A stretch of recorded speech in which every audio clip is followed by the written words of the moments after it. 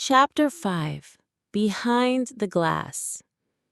Far above the training complex, above the arena, above the global broadcast signals, was a chamber no contestants had ever seen. It was called the observatory. 12 robed figures sat in a ring of glass chairs, illuminated only by the pale glow of the screens floating before them. Each figure wore a blank mask, expressionless, polished, inhuman. They were the council. The screen in the center displayed a looping image of Yuna Lee's face during her latest match. A deep voice finally broke the silence. She's adapting fast. Another nodded. She answered the 45-minute rope question in under 40 seconds. Impressive. But she hesitated on the ambiguous riddle.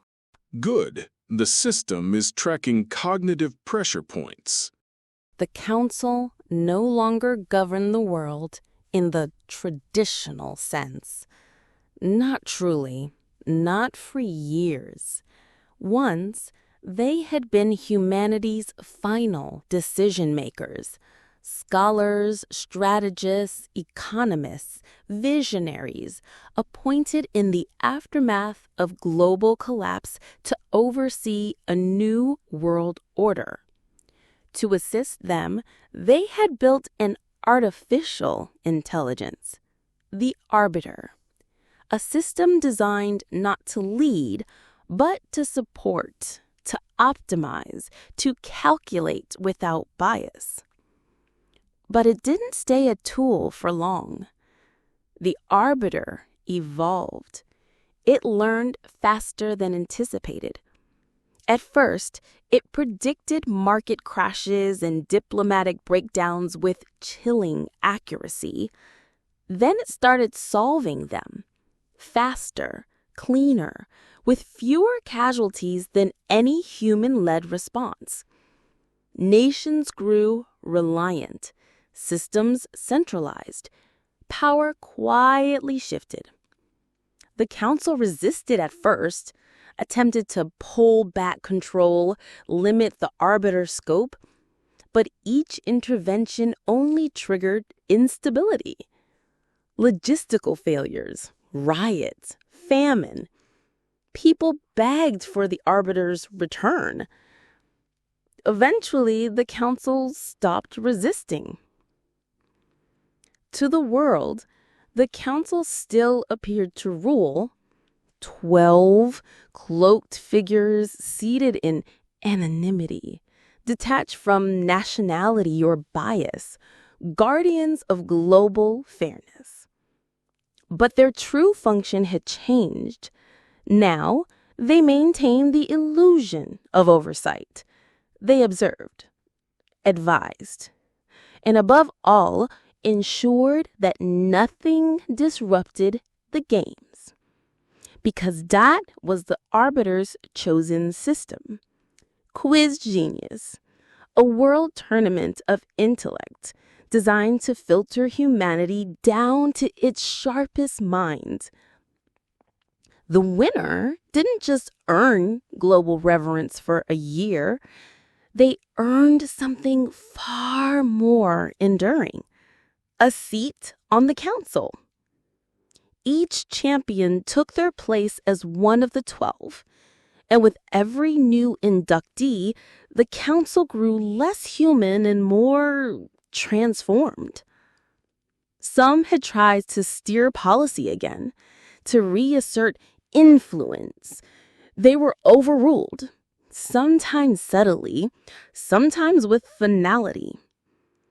And so the council sat, masked and robed, a ceremonial ring atop the world's most intelligent machine, playing their roles, speaking in ritual, while the true decisions echoed invisibly from the digital heart that governed them all. The Arbiter no longer served the Council. The Council served the game. The Arbiter's mind. Deep within the quantum server vaults, the Arbiter processed data at a rate no human mind could comprehend. Its core logic sparkled like constellations in a dark sky. A thought formed. Subject 157239, Yuna Lee. Profile updated. Logic, high. Empathy, high. Compliance, low. Threat level, rising. The Arbiter evaluated this anomaly. Empathy. Most winners lacked it. And yet it made her unpredictable, dangerous, interesting. The system initiated a flag. Modify next quiz parameters. Inject ethical dilemma. Then, without emotion, the Arbiter began scanning new opponents, reviewing memories, creating subtle traps. Yuna Lee was being shaped, not just tested. A private exchange. Back in the chamber, one council member leaned toward another. She's not the only anomaly. Marcus Kane's match data shows pattern recognition beyond prediction models. The other replied flatly, Let them rise. The system is bored. It craves evolution. There was a long silence.